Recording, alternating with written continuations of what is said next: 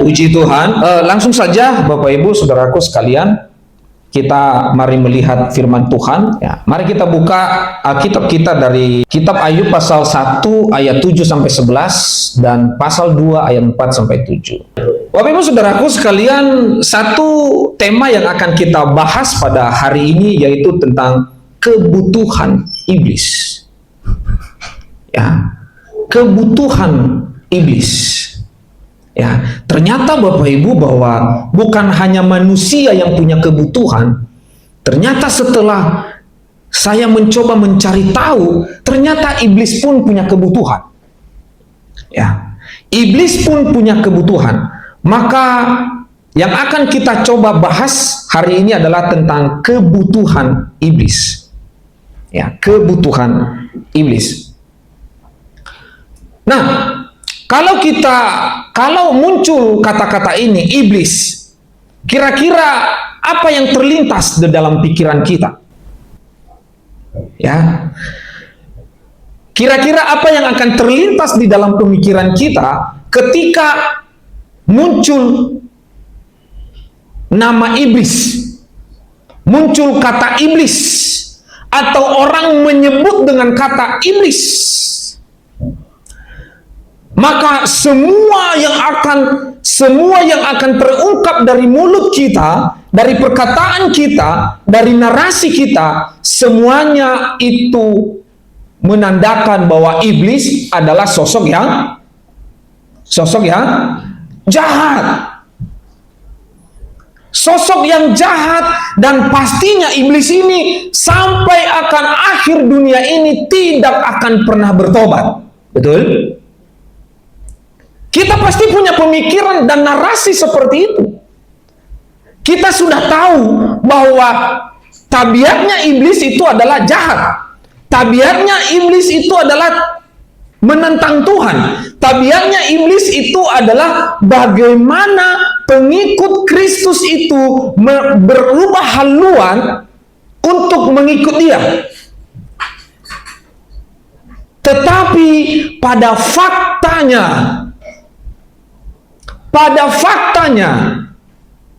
ternyata manusia itu justru menjadi support terbesar dari iblis itu sendiri. Ya. Justru kita malah menjadi support yang besar bagi iblis itu.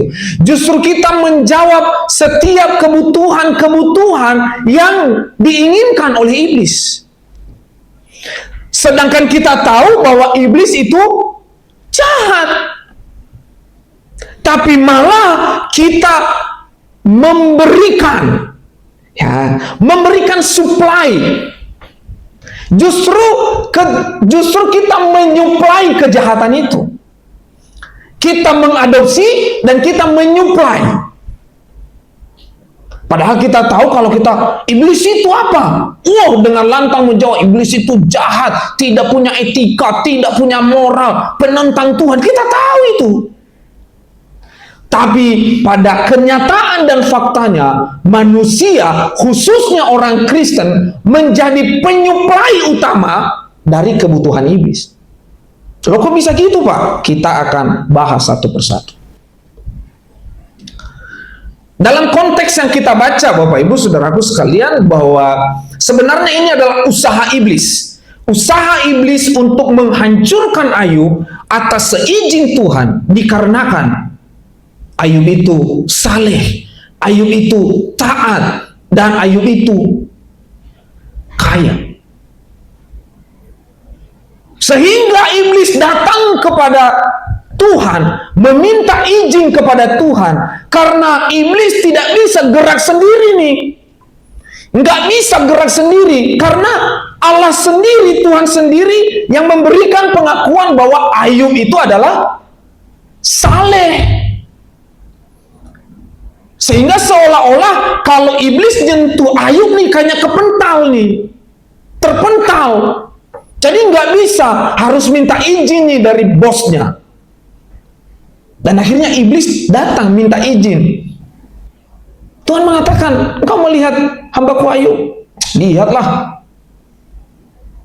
Ya, Tuhan mengatakan hambaku itu sangat saleh sekali itu. Dia orangnya taat, setia dan bla bla bla. Nggak mungkin. Coba habisin semua.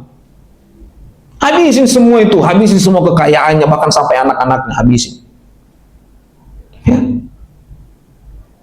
Jadi Bapak Ibu Saudaraku sekalian, jangan pernah menyangka kalau engkau sudah saleh, suci, taat kepada Tuhan, hidup di dalam Tuhan, tidak akan kena ujian. Kena. Justru ujiannya lebih parah. Ya, ujiannya justru lebih parah. Ya. Karena kenapa? Semakin orang teruji, maka kesuciannya juga semakin mengkilat, semakin terasah. Ya.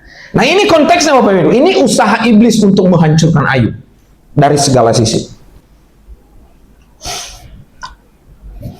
Nah, kebutuhan itu apa? Nah, kebutuhan itu adalah segala sesuatu yang harus dipenuhi manusia agar dapat hidup, agar dapat berkembang, agar dapat berfungsi secara optimal. Itu kebutuhan, bukan keinginan. Ya. Jadi kebutuhan itu adalah supaya manusia itu bisa berfungsi secara optimal. Ya.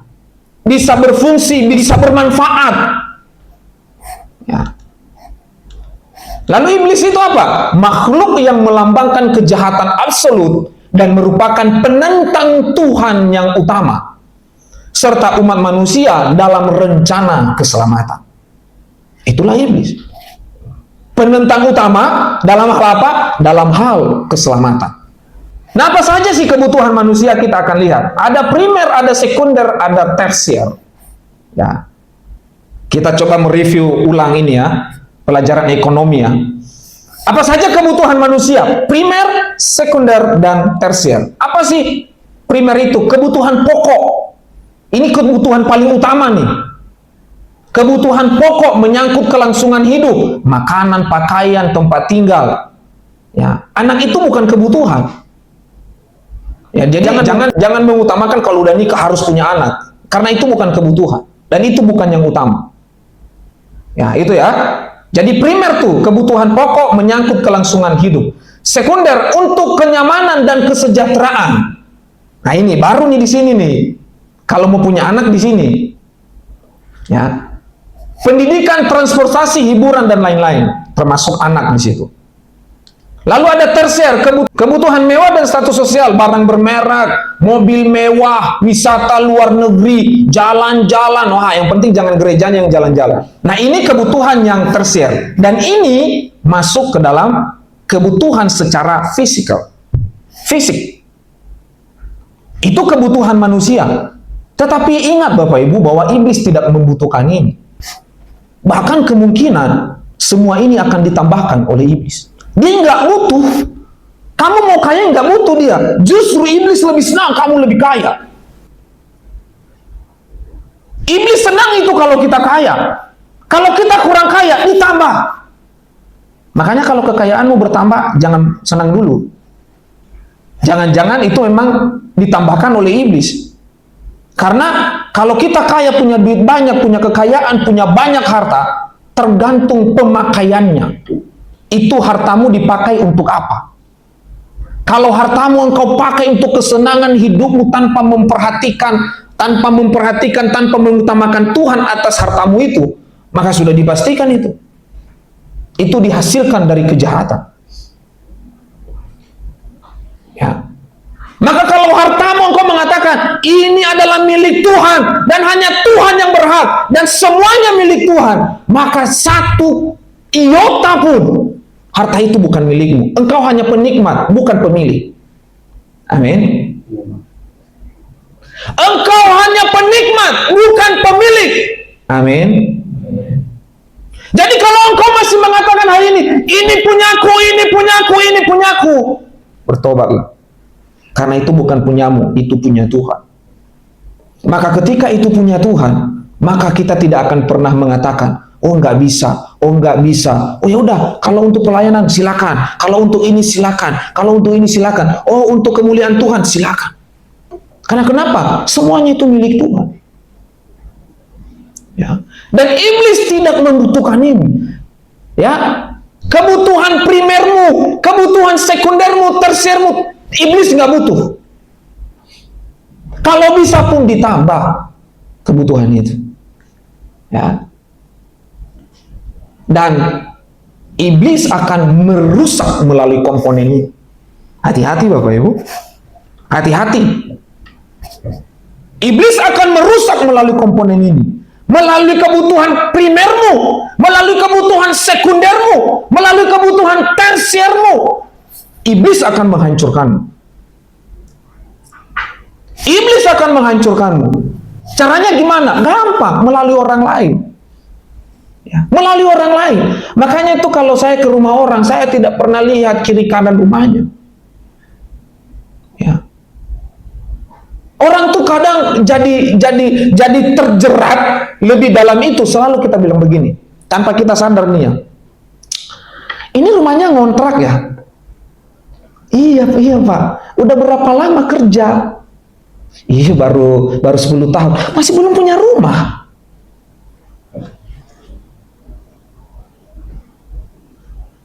Masa udah 10 tahun kerja belum punya rumah? Mulai itu tergoda. Iya ya, udah 10 tahun kerja nggak punya rumah. Malu sama keluarga, malu sama tetangga, malu sama teman dan bla bla bla. Akhirnya terjerat. Tanpa kita sadari itu. Perkataan kita lah yang mengundang kebutuhan iblis agar orang ini bisa terjerat. Gajinya berapa? 7 juta. 7 juta nggak bisa beli rumah. Ya, itu aja temanku itu 3 juta gajinya bisa beli rumah. Kamu 7 juta. Kadang-kadang perkataan kita itu tanpa kita sadari ya memberikan kebutuhan iblis untuk menggoda orang ini, untuk orang ini diuji sehingga terjerat. Dan yang mengundang itu adalah kita.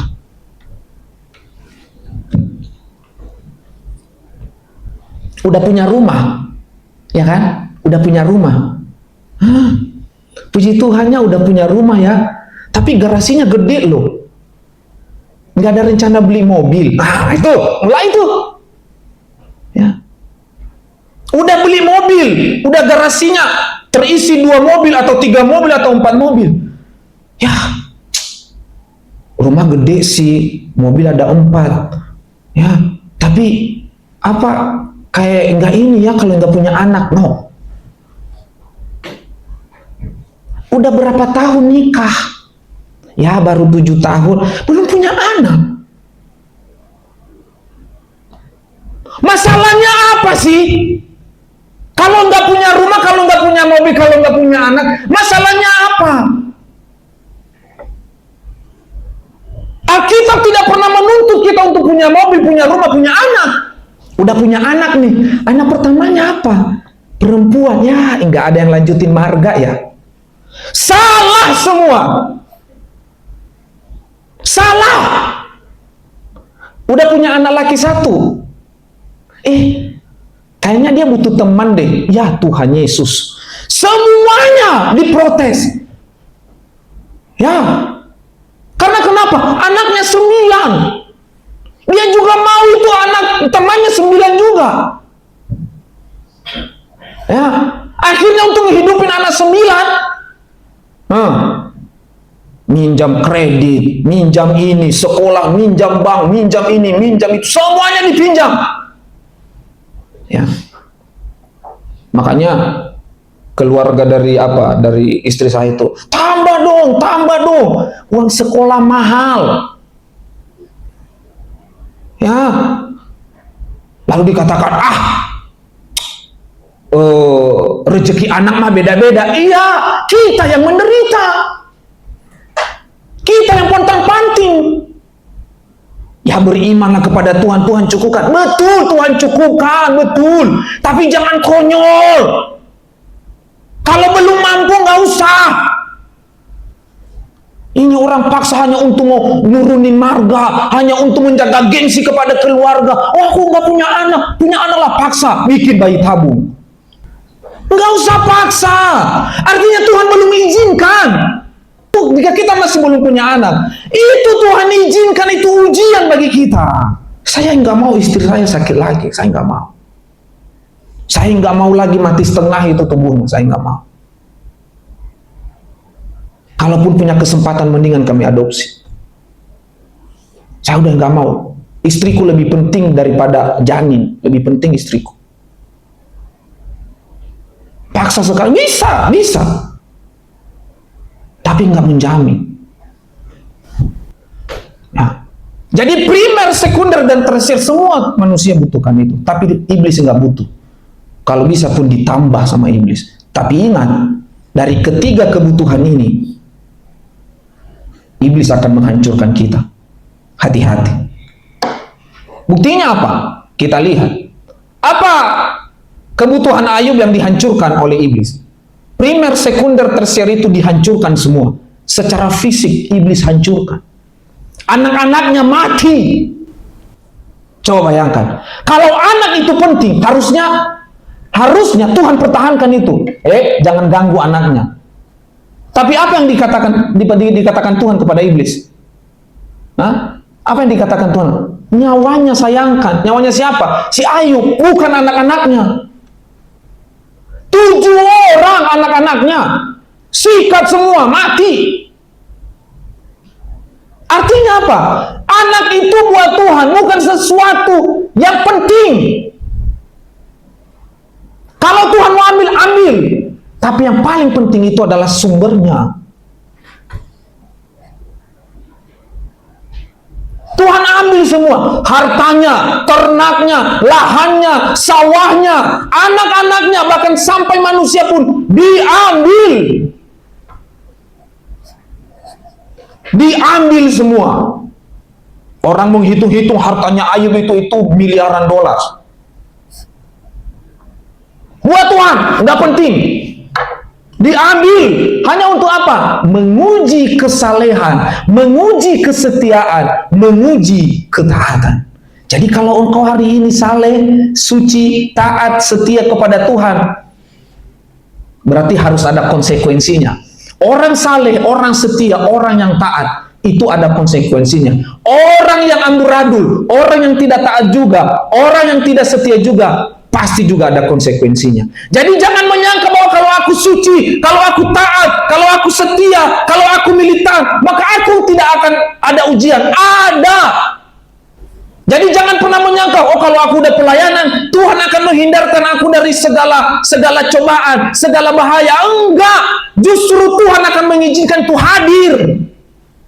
Tiba-tiba ada api yang menyambar, kebakar semua. Sawah-sawahnya kebakar, ternaknya ada yang ngejarah. Ya kan? Kan itu Alkitab katakan. Tiba-tiba yang tidak pernah ada penjara, ada yang menjarah. Hartanya, ternak-ternaknya. Tiba-tiba anak-anaknya sedang berpesta, mati. Cok, hati orang tua siapa yang tidak menangis anaknya mati? 7 orang, Pak. Bayangkan beli peti matinya itu berapa? 7 orang apa 10? 10. Coba. Dijejerin 10 udah kayak pahlawan nasional. Nangis nggak Ayub? Nangis pasti. Sudah dibesarkan, sudah diberi makan, sudah diberikan hidup, hanya dalam sekejap, sejentik saja, tetek, mati. Nangis nggak? Nangis. Dan itu Tuhan izinkan terjadi. Tahap pertama, fisiknya Ayub dihancurkan. Hartanya diambil, semua kekayaannya diambil. Tidak tersisa. Yang tersisa siapa? Istrinya yang tersisa. Rumah udah nggak ada.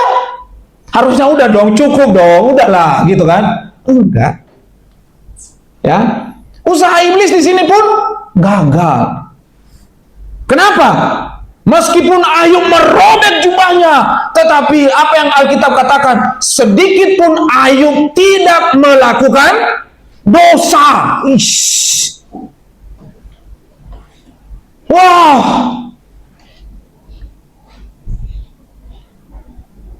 Kira-kira kalau terjadi dengan kita seperti itu gimana? Cobalah dulu, pengakuan yang jujur lah dulu. Hah?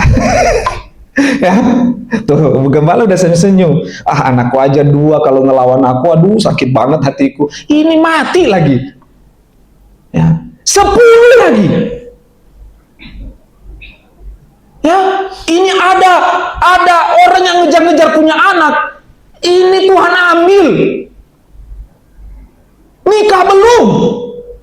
Ya, ada anak-anak muda yang mengatakan, wah jangan mati dulu lah, belum menikmati pernikahan katanya. Saya bilangin, belum sih, belum. Nanti kalau kau udah nikah, baru. Nah itu, Ibu Inara pun senyum. Ya. Bahkan usaha iblis untuk menghancurkan Ayub dari luar, melalui fisiknya, diambil primernya, diambil sekundernya, diambil tersiernya, semua diambil, sahamnya dihancurkan, semuanya diambil. Tapi Alkitab mengatakan Ayub merobek jubahnya, lalu dia tetap menyembah kepada Tuhan.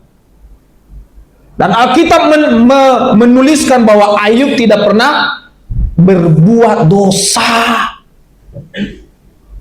Saya tidak tahu manusia sekarang apakah masih sanggup seperti itu. Pekerjaannya diambil, motornya diambil, mobilnya diambil, ya, rumahnya mungkin saja diambil, semuanya mungkin diambil. Apakah kita masih sanggup mengatakan bahwa maka Ray tidak melakukan dosa di hadapan Tuhan? Apakah kita masih sanggup untuk melakukan itu? Apakah kita masih sanggup menampilkan karakter seperti itu, seperti Ayub? Tetapi apa yang dikatakan bahwa iblis pun gagal dalam hal itu. Iblis gagal, Bapak Ibu. Ya, bisa nggak sih gini ya? Bisa nggak sih kita menggagalkan iblis gitu? Kalau Ayub saja bisa menggagalkan iblis, saya yakin kita pasti bisa menggagalkan iblis. Amin. Amin. Ayub itu manusia biasa, bukan orang hebat. Tapi Ayub mampu menggagalkan iblis.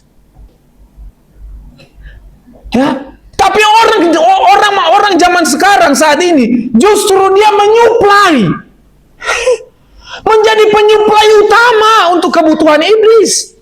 Itu tahap pertama. Lalu apalagi kebutuhan manusia? Kebutuhan manusia dalam hal kerohanian itu keselamatan, pengampunan, damai sejahtera, makna hidup, dan kasih, dan identitas sebagai anak Tuhan. Dan ini dalam hal kerohanian. Dalam hal kerohanian kita butuh keselamatan. Dalam hal kerohanian kita butuh pengampunan. Ya, minggu lalu kita sudah mendengarkan selingkuh rohani. Dan hari ini kita butuh yang namanya kebutuhan rohani. Kita butuh keselamatan. Kita butuh pengampunan. Kita butuh damai sejahtera. Kita butuh makna hidup. Kita butuh identitas sebagai anak Tuhan. Amin. Dan ini semua ada di dalam lingkup kerohanian. Maka semuanya ini hanya bisa kita peroleh dengan iman. Orang kalau tidak punya iman, maka 5 minimal dari kebutuhan ini tidak akan pernah dia miliki. Tidak akan pernah dia miliki. Hanya melalui iman saja. Melalui iman engkau selamat. Melalui iman engkau diampuni. Melalui iman engkau akan memperoleh damai sejahtera. Melalui iman engkau akan punya makna hidup di dalam Tuhan. Dan melalui iman engkau akan memiliki identitas sebagai anak-anak Tuhan. Apakah kebutuhan sebelumnya membutuhkan iman? Tidak harus. Kebutuhan primer, sekunder, dan tersier itu enggak harus kau butuh iman untuk memperolehnya. Cukup engkau kerja keras saja, pasti bisa. Apalagi dengan sekarang itu banyak cara untuk bisa memperoleh itu semua. Ya, yang penting bos baik-baikin. Ya, kita pernah dengar dari Pak Gembala kan? Ya, kalau dia tidak ada, kalau dia ada, rajin semua luar biasa. Supaya apa? Kredit poin bisa naik. Kalau tidak ada, kalau bisa, ya, kalau bisa main ludo itu di kantor. Sekarang banyak cara orang untuk bisa menjilat ke atas. Mau jadi manajer? Gampang. Temenin aja bos. Ya. Lewat depan bos, pagi bos. Semua sekarang gampang. Tetapi keselamatan, pengampunan, damai sejahtera, makna hidup, mendapatkan status sebagai anak Tuhan, itu hanya mampu diperoleh dengan iman. Maka iman ini adalah kebutuhan iblis. Dia nggak butuh kekayaanmu, karena iblis pun akan menambahkan itu. Tetapi dia butuh imanmu. Dia nggak butuh uangmu, karena iblis pun uangnya banyak. Tetapi iblis butuh imanmu. Buktinya apa? Iman pun iblis akan berusaha merusaknya, Bapak Ibu. Ya, kita lihat keadaan Ayub. Apa yang dirusak oleh iblis? Iblis merusak rohaninya, Bapak Ibu. Dia kasih borok busuk. Orang kalau udah kena borok busuk, udah bau. Kira-kira kalau udah dia beriman, udah percaya kepada Tuhan, rajin ke gereja, kira-kira apa yang terjadi? Pasti mulai lemah tuh. Wah, saya udah rajin ke gereja, saya udah kasih persepuluhan, saya udah kasih persembahan ini, itu, dan segala macam. Saya udah melayani Tuhan, saya tidak pernah terlambat datang ke gereja, saya selalu ini, itu, dan ini, itu. Kok saya sakit ya? Kok saya kena borok busuk ya?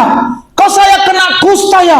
Waduh, jangan-jangan ini Tuhan tidak ada. Jangan-jangan Tuhan tidak memedulikan saya. Jangan-jangan Tuhan tidak sayang dengan saya. Mulai muncullah pertanyaan-pertanyaan konyol. Tapi katanya apa? Aku beriman. Wah, luar biasa kan? Dia punya pengakuan iman rasuli, tapi kena borok busuk. Jangan borok busuk dulu, baru bengkok dikit.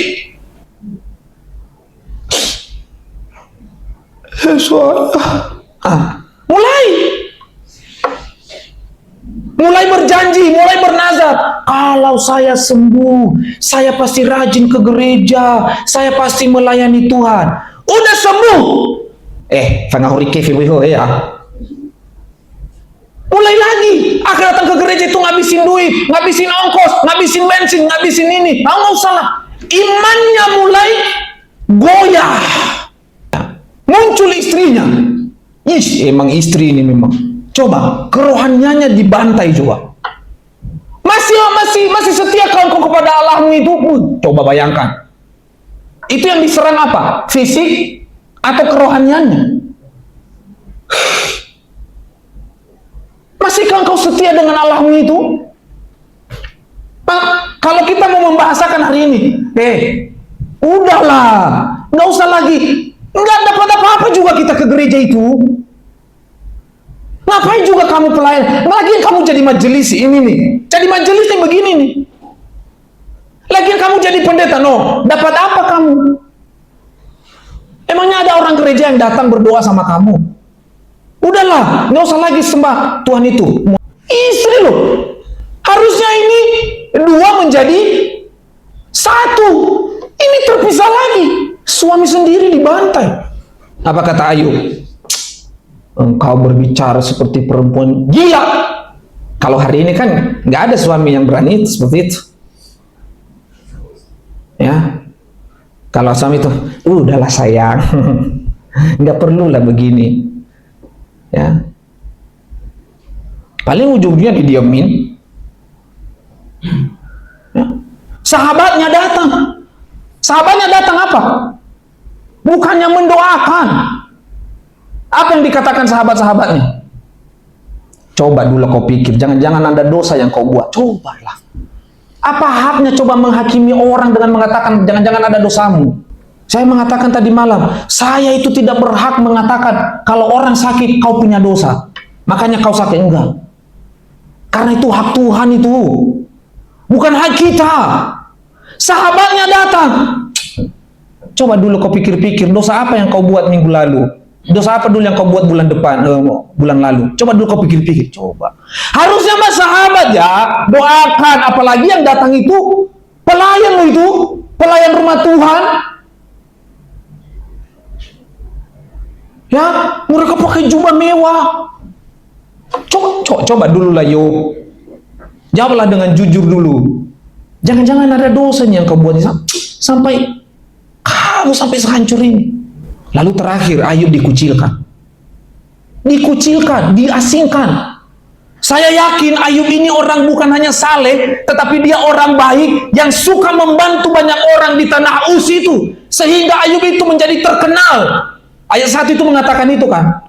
Ada seorang yang saleh di tanah Uz. Artinya orang ini terkenal, orang ini baik, termasyhur orang ini. Ada masyarakat yang datang berbelasungkawa, ada yang datang, ada datang masyarakat untuk membawa itu sembako gitu. Alkitab tidak pernah menuliskan itu. Bahkan saudara-saudaranya tidak mau datang. Ngeri kali loh. Saudara-saudaranya tidak mau datang. Sepupu-sepupunya tidak mau datang. Baru nanti datang di mana? Di ayat keberapa? Di pasal keberapa? Di pasal terakhir. Baru saudaranya muncul. Ngeri nggak tuh? Di saat engkau ambruk, terjatuh, sakit, tidak bisa ngapa-ngapain, saudaramu tidak ada yang datang. Kalau hari ini terjadi sama kita apa? Jawab dulu dengan jujur. Kurang ajar. Giliran gua kaya lu baru dateng lu. Dasar adik tidak tahu diri. Kalau Alkitab bisa mengizinkan membunuh, mau gua bunuh lu. Hah? Pasti kita hari ini seperti itu. Atau enggak misalnya, lihatin aja gua kaya. Tuh, lihatin aja ntar gua kaya lagi, awas aja lu. Makanya saya bilangin, kita itu menjadi suplai utama iblis sebenarnya. Dengan cara-cara seperti itu, kita menjadi suplai utama iblis. Bapak Ibu Saudaraku sekalian, iblis menghajar Ayub. Kenapa? Dalam hal kerohanian, keselamatan Ayub mau diambil. Ya. Bahkan dalam kerohanian kita masing-masing nih, keselamatanmu itu akan diambil iblis. Karena itu bagian imanmu. Dia mau engkau tidak selamat. Dia mau engkau tidak masuk surga. Dia mau engkau menjauh dari Tuhan. Maka keselamatanmu itu akan dia ambil. Ya. Dia mau kita ini agar tidak mengampuni, tidak mau melakukan apa yang sudah dilakukan oleh Tuhan kita Yesus Kristus. Yesus yang sudah mengampuni, lalu kita yang sudah terampuni, harusnya kita mengampuni. Iblis tidak mau itu. Dia mau kita terus mendendam, sampai ke liang kubur kita mau mendendam. Dia mau agar kita tidak mau mengampuni. Dia mau agar kita pengampunan yang sudah diberikan Tuhan itu kita tidak akui melalui karakter kita. Dia mau supaya kita tidak damai. Dia mau kita terus khawatir. Dia mau supaya apa? Tidak cukup. Hari ini 500.000 ku dapat, tidak cukup. Hari ini 100.000 ku dapat, tidak cukup. Dan akhirnya kita khawatir dan terus khawatir. Dia mau kita khawatir dan dia tidak mau kita damai sejahtera dalam hidup kita. Iblis mau makna hidup kita hilang. Orang yang kehilangan makna hidup apa? Aku tidak layak. Salah satu itu tuh. Maka iblis tuh mau begitu. Ketika kita mengungkapkan, aku tidak layak Tuhan, ditangkap. Maka iblis akan melayakkan engkau. Dia mau engkau kehilangan makna hidupmu di dunia ini. Makna hidup kita di dalam dunia ini adalah menjadi mandatarisnya Tuhan. Melanjutkan pekerjaan Tuhan. Itu makna hidup kita yang pertama. Tapi iblis mau mengambil makna hidup itu. Agar apa? Agar engkau merasa bahwa engkau tidak layak menjadi mandataris Tuhan. Engkau tidak layak menerima penebusan Tuhan. Dan iblis mau engkau kehilangan makna. Iblis mau engkau tidak jadi anak-anak Tuhan. Iblis mau itu. Kalau engkau sudah kehilangan identitas, udah. Kalau orang sudah kehilangan identitas, bahwa kayaknya kalau aku ke gereja, hidupku gitu-gitu aja deh. Kayaknya enggak gini deh. Aku pun udah melayani, aku pun udah begini kayaknya. Itu kehilangan identitas. Apa kehilangan identitas? Di gereja seperti malaikat, di luar gereja, kalau orang Batak mengatakan sepelebegu. Sepelebegu itu apa? Ya, setan. Di gereja jadi malaikat. Wah, saya banyak menemukan dan dulu saya pernah terlibat. Nah, bikin proposal. Bikin proposal. Ya, ada lagi struk belanjaan. Kalau yang di print kan nggak bisa ditipu kan? Nggak bisa ditipu. Tapi coba kalau yang ditulis tangan, nanti dinaikkan 200.000 ya Pak, jumlahnya. Tapi nanti kalau di gereja apa? Sekali Yesus, selamanya Yesus. Sampai nangis, sampai sampai ngalir semua, sampai keringetan. Tapi di luar, Pak nanti ditambah 500.000 ya. Akhirnya kehilangan identitas. Dia bukan identitas sebagai anak Tuhan lagi, tapi dia menjadi identitas anak setan. Kehilangan identitas. Dan iblis mau itu. Maka kita sebenarnya menjadi penyuplai utama dari kebutuhan iblis. Iblis butuh itu. Akhirnya ketika kita kehilangan keselamatan, ketika kita tidak mau mengampuni, dendam terus. Ketika kita kehilangan damai, ketika kehilangan makna, ketika kehilangan identitas, akhirnya imanmu ambruk. Dan akhirnya iblis tangkap kau. Terus kalau udah ditangkap iblis, masih kaya nggak Pak? Masih. Tuhan tangkap, dan engkau tidak akan pernah beriman lagi kepada Tuhan. Karena tanpa engkau beriman pun, hidupmu tercukupi. Dan dia merasa bahwa apa yang kudapatkan hari ini, apa yang kudapatkan hari ini adalah bukan karena Tuhan, tapi karena kerja kerasku. Betul, itu kerja kerasmu. Tapi imanmu bukan kerja kerasmu. Ayo, pernahkah Anda sakit dan tidak pernah ada yang besuk? Ya. Pernahkah istri, pernahkah saudara, keluarga, sekelilingmu justru mengolok-olok, mengejek, bahkan mungkin organisasi mengejek. Lihat tuh, pendeta Grand Wisata, tuh kan, jadikan sama kau kan, tuh, gitu tuh, diolok-olok. Pernahkah kita punya sahabat yang tidak mengerti kondisi kita? Pernahkah kita dikucilkan, terkucilkan? Dan Ayub mengalami itu semua. Kalau kita masih belum mampu, belum mampu dengan yang seperti ini, sepertinya kita harus mengoreksi kekristenan kita hari ini. Bapak Ibu, ini tahap kedua. Di tahap pertama gagal. Di tahap kedua, apakah di tahap kedua gagal? Gagal Bapak Ibu. Iblis pun gagal merusaknya. Apa yang dilakukan Ayub? Justru dia malah semakin militan. Dia malah mempersembahkan sesuatu kepada Tuhan. Nangis bombay enggak itu iblis? Kata Pak Gembala hari Jumat yang lalu, baru sakit dikit nggak mau ke gereja. Baru pegal dikit nggak mau ke gereja. Aduh, sakit Pak. Ini udah saborok-boroknya. Dan Alkitab mengatakan, Ayub tak pernah berdosa akan hal itu. Aduh, saya pun berpikir, ini kalau terjadi sama saya gimana ya? Udah istri saya begitu. Sahabat-sahabat juga nggak mau ada lagi yang mendekat. Dikucilkan dari masyarakat. Bagaimana rasanya dikucilkan waktu COVID? Aduh, nggak ada kebebasan. Udah borok si iblis sampai ambil apa itu namanya? Beling ya, beling. Sampai dikorek-korek. Ya. Mungkin si istrinya karena kasihan. Tapi narasinya yang kurang tepat. Ya. Apakah ini terjadi hanya 1 hari, 2 hari, setahun?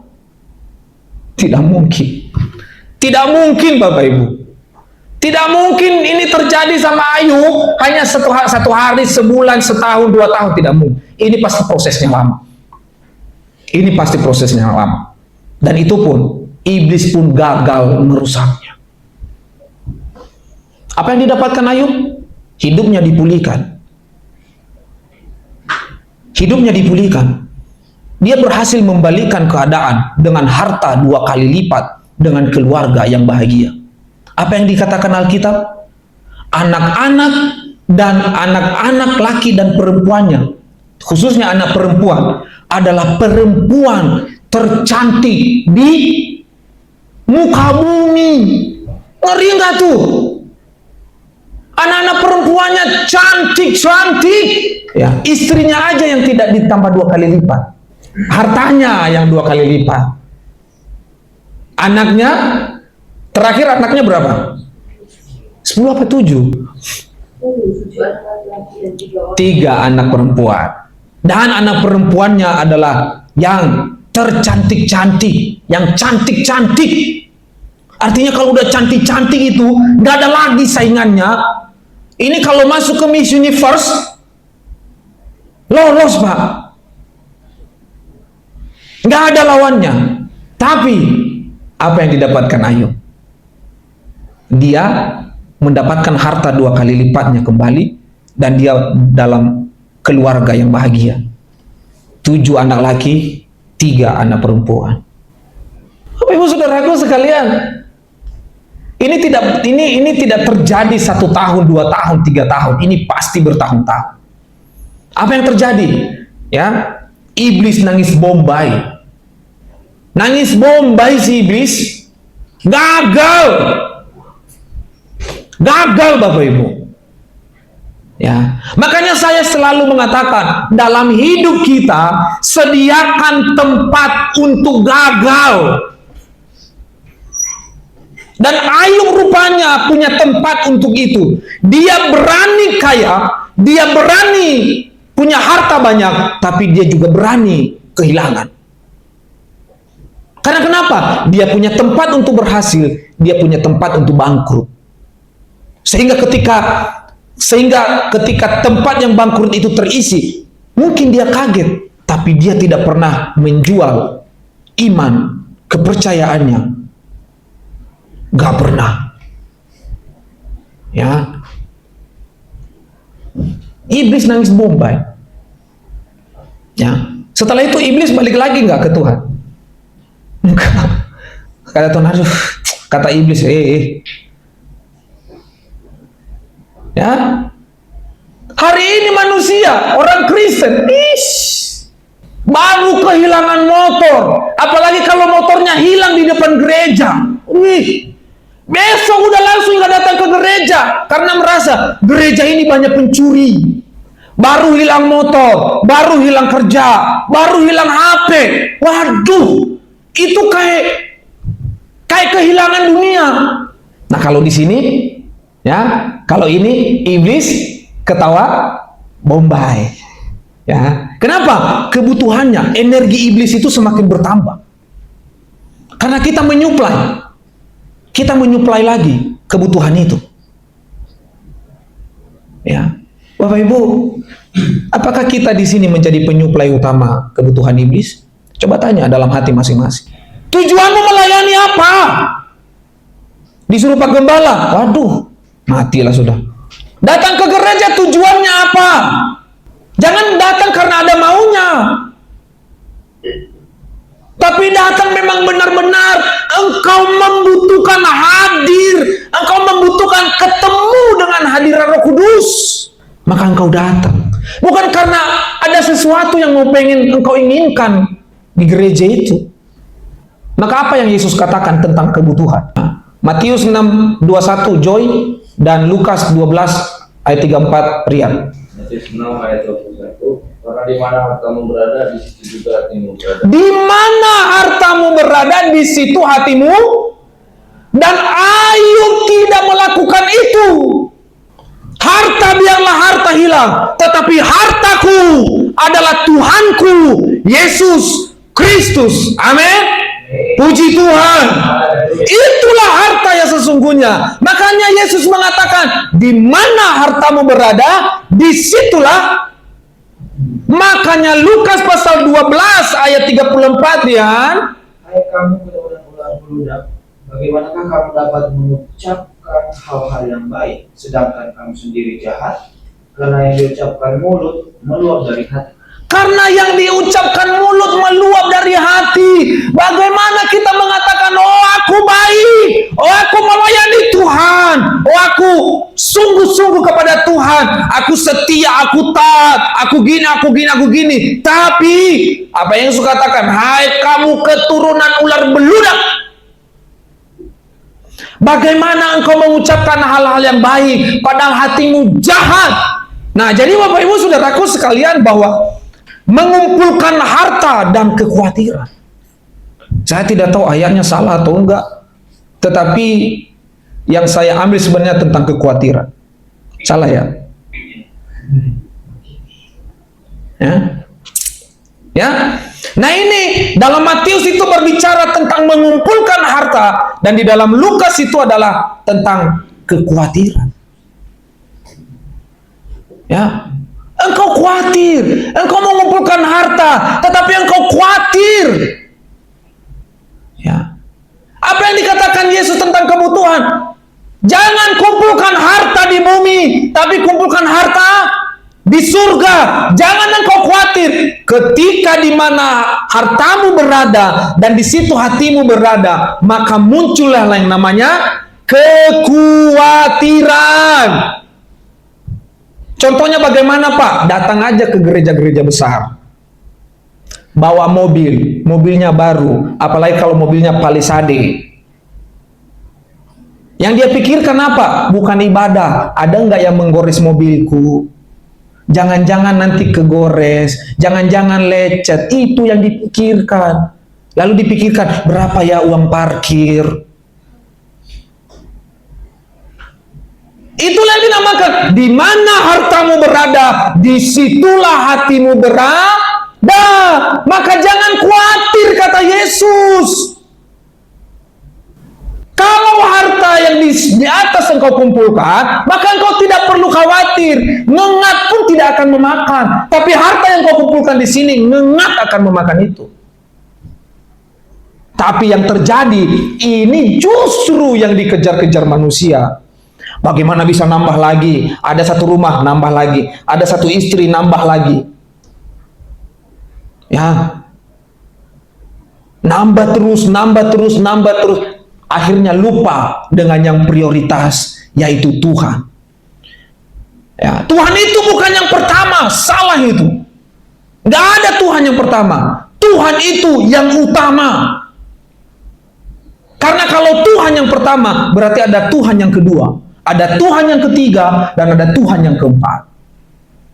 Maka Tuhan itu yang utama. Kalau udah utama, maka 1, 2, 3 sampai 10 itu, ya, maka 1, 2 sampai 5 itu, yaitu Pancasila itu tidak akan menjadi utama. Maka Yesus Tuhan itu utama, prioritas.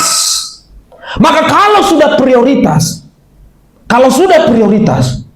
ya, maka segala sesuatu engkau pasti akan mengutamakan Tuhan. Bahkan waktumu pun engkau tidak akan main-main untuk Tuhan. Lalu inilah hidup manusia, selalu mengumpulkan harta. Ya, seolah-olah kalau tidak punya harta di bumi itu, ya, itu kayak apa namanya? Kayak kehilangan makna hidup. Makanya kalau terlalu sibuk mencari harta, makanya kalau ibadah nanti, besok pelayanannya sibuk. Seolah-olah tuh kalau sibuk tuh punya makna. Dijual kata sibuk. Padahal sibuk itu tidak ada. Enggak ada kata sibuk? Karena sibuk itu kita yang buat. Lalu seolah-olah kalau kita mengatakan sibuk itu, kayak kita punya makna hidup. Kayak kita bermakna banget gitu loh kalau apa? Kalau sibuk. Kok bisa gitu, Pak? Coba kalau kita datang ya ke pertemuan-pertemuan. Ini mah orang sibuk dia mah. Ya, inilah semua berkat Tuhan. Luar biasa. Rohani banget perkataannya. Ini mah orangnya sibuk. Ini mah orangnya sibuk. Seolah-olah dengan kata sibuk kita punya makna. Padahal sebenarnya engkau tidak berguna. Jadi kalau Tuhan itu, Yesus itu prioritas dan utama, sebenarnya tidak ada kata sibuk. Karena sibuk itu kita buat-buat. Jujur aja, Pak, di tanggal itu saya lembur, nggak bisa. Bos saya nyuruh saya lembur. Udah, nggak usah ngomong sibuk. Karena kalau engkau sibuk itu buat saya, engkau tidak bermakna, engkau tidak guna.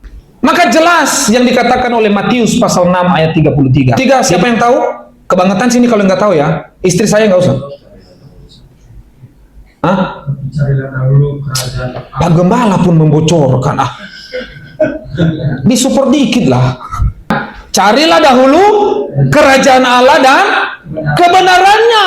Koma lo di situ. Coba aja cek. Koma. Ya. Carilah dahulu kerajaan Allah dan kebenarannya. Artinya itu prioritas hidup manusia, khususnya Kristen. Harusnya itu yang utama, bukan yang berikutnya. Maka semuanya itu akan malah ini kebalik kita buat nih, kebalik. Maka semuanya akan ditambahkan kepadamu, maka carilah dahulu kerajaan Allah dan kebenarannya. Itu manusia Kristen tuh sekarang. Dibalik. Padahal Yesus yang kita katakan itu, ini Yesus itu penyelamat hidupku, Tuhanku satu-satunya, dia yang menebus aku dari dosa dan bla bla bla bla. Tapi engkau tidak pernah memprioritaskan dia. Kan konyol. Nggak ada ini. Rambut. Maka selaras dengan itu Bapak Ibu Saudaraku sekalian. Selaras. Periksa diri kita masing-masing. Ya, maka gambaran Ayub itu adalah sebenarnya gambaran tentang penderitaan Kristus. Coba kita cek satu-satu. Punya tahta? Punya. Ayub punya tahta. Dia orang terkenal, orang termasyhur. Yesus? Yes. Dia punya tahta, dia orang termasyhur, bahkan sampai keluarganya. Kaya? Ya udah pasti kaya. Termasyhur? Termasyhur. Dicobai iblis? Udah. Ayub dicobai iblis, Yesus juga dicobai iblis di padang gurun. Menderita disalib. Ayub nggak disalib, tapi dia menderita luar biasa sampai kehilangan semuanya. Yesus kehilangan semuanya? Kehilangan. Ya. Manusia yang mau ditebus saja diludahin. Dari atas surga yang penuh dengan harta kekayaan itu tinggal. Dia turun ke bumi, bersatu dengan manusia yang berdosa. Dan ketika dia bersatu dengan manusia yang berdosa, malah penderitaannya semakin menjadi. Karena manusia itu sendiri tidak menganggap dia. Termasyhur, bangkit. Ayub bangkit? Bangkit kembali. Ketika dia menghadapi seluruh penderitaan yang luar biasa. Artinya ini Ayub sebenarnya dia mati. Dan akhirnya dia bangkit kembali. Dengan 2 kali lipat. Dan Yesus bangkit dengan 2 kali lipat juga. Mati tubuhnya, lalu dia bangkit dengan kemuliaan. Bukan hanya dengan tubuh. Bukan hanya dengan tubuh, tapi dengan tubuh kemuliaan. Dan dia mendapat kemuliaan itu sendiri. Ya, akhirnya dia termuliakan. Dan menang. Mengalahkan iblis. Menghancurkan iblis. Ayub menggagalkan iblis? Yes. Yesus juga menggagalkan iblis. Iblis tidak pernah menang. Yesuslah yang menang. Jadi sebenarnya Bapak Ibu Saudaraku sekalian, saya mau tanya. Ini sebenarnya kita ini, junjungan kita ini siapa sebenarnya? Yesus. Yang benar. Yang benar Yesus nih junjungan kita. Nah kan ragu kan? Jawabnya kan ragu. Pasti ragu. Ya, ragu. Junjungan kita siapa? Junjungan kita Yesus atau iblis? Kalau junjungan kita Yesus, maka sebenarnya apa yang dikatakan Yesus? Pikul aku. Tapi banyak orang tidak mau pikul kuk. Yang kita pikul apa? Kok? Bukan kuk. Kok? Gitu. Malah nanya. Kok gitu? Nah, ketika kuk itu ada di atas kita, kita mau kok? Lah nanya. Ya itu memang diizinkan Tuhan terjadi. Manusia memang Kristen itu aneh. Bagaimana dengan kita Bapak Ibu? Kita hidup memenuhi kebutuhan iblis atau kebutuhan Tuhan? Kita hidup untuk apa? Memenuhi kebutuhan iblis atau kebutuhan Tuhan? Coba tanya dalam hati kita masing-masing. Kebutuhan siapa yang kita penuhi? Iblis atau Tuhan? Karena begini Bapak Ibu Saudaraku sekalian, ketika Tuhan mengizinkan kita jatuh, sebenarnya Tuhan itu pengen kita belajar. Ya, Tuhan itu kita pengen belajar jatuh. Karena kenapa? Kalau sudah di atas itu, anginnya itu kencang. Dan orang lebih gampang jatuh. Maka Tuhan itu memberikan kita ujian sampai jatuh, supaya kita belajar. Oh, jatuh ini begitu. Jatuh ini, oh seperti ini ya jatuh. Maka ketika kita di atas, kita sudah kuat. Mau anginnya sekencang apapun, kita akan susah jatuh. Tapi seolah-olah kita menganggap bahwa Tuhan itu jahat sekali dalam hidup kita. Sehingga sampai jatuh, hilang semua, harta hilang semua, kerjaan hilang, nggak punya duit. Seolah-olah Tuhan itu sangat jahat sekali, padahal sebenarnya enggak. Tuhan sedang memberikan kita pembelajaran. Bahwa kalau engkau sudah di bawah, ada waktunya nanti engkau naik. Dan engkau belajar ketika di atas, mau sekencang angin apapun, engkau tidak akan pernah jatuh. Karena di atas itu anginnya lebih kencang. Tapi kalau tidak melewati dari bawah, tapi langsung ke atas, maka ketika angin kencang, jatuhnya itu pasti sakit. Ya, itu sebenarnya dari ujian yang kita alami setiap hari, Bapak. Ya, maka conclusionnya adalah iblis tidak butuh hartamu, iblis tidak butuh kekayaanmu, tetapi iblis butuh imanmu. Iblis butuh imanmu. Hanya saja kekayaan dan harta mampu mengalahkan iman. Iblis nggak butuh hartamu, iblis nggak butuh kekayaanmu, iblis nggak butuh jabatanmu, nggak butuh dia. Dia nggak butuh, kalau bisa pun ditambah. Ya, tetapi iblis butuh imanmu. Dia butuh imanmu. Hanya saja kekayaan dan harta mampu mengalahkan imanmu. Jadi hati-hati. Ya, hati-hati berjalan. Ya, memang iblis nggak butuh harta dan kekayaanmu, karena yang dia butuh imanmu. Tapi satu hal, bahwa kekayaan dan hartamu itu mampu mengalahkan imanmu. Maka katakan bahwa sekali Yesus, tetap Yesus. Sekali Yesus, tetap Yesus. Amin. Sekali Yesus, tetap Yesus. Amin. Meskipun kekurangan, amin. Meskipun kelemahan, amin.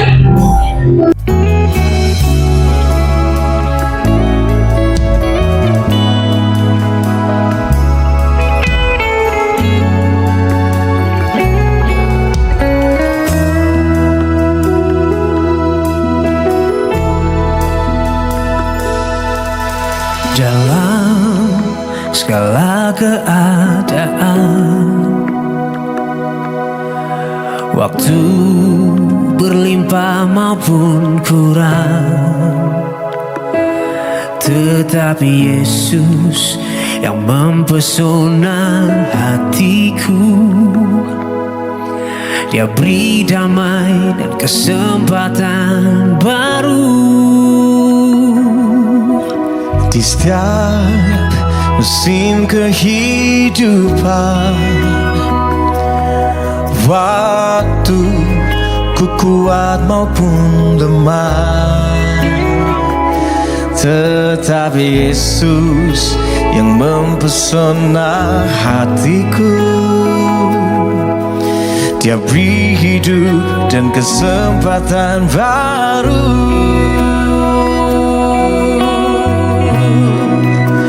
Sekali Yesus, selamanya Yesus, harapanku takkan hilang.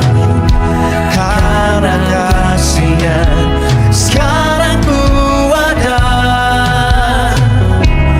Oh Yesusku, ku cinta Kau selamanya.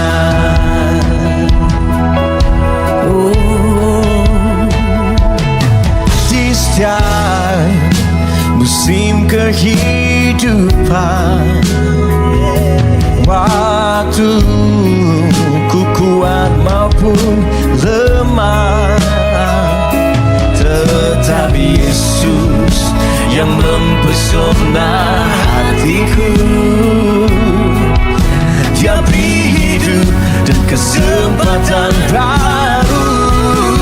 Sekali Yesus, selamanya Yesus, harapanku takkan hilang.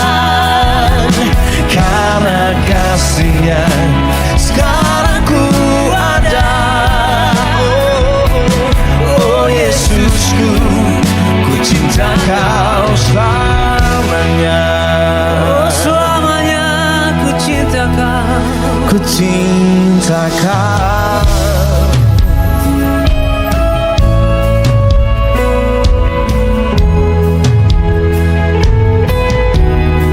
Ku cinta Kau.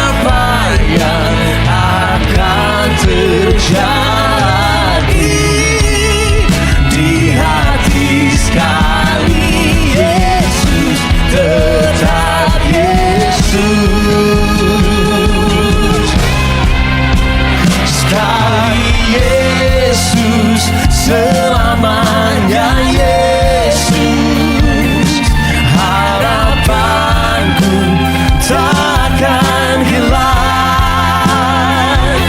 Karena kasih-Nya sekarang ku ada. Oh Yesusku, ku cinta Kau selamanya. Karena kasih-Nya sekarang ku ada. Oh Yesusku, ku cinta Kau selamanya. Ku cinta Kau selama-lamanya. Sekali Yesus, tetap Yesus.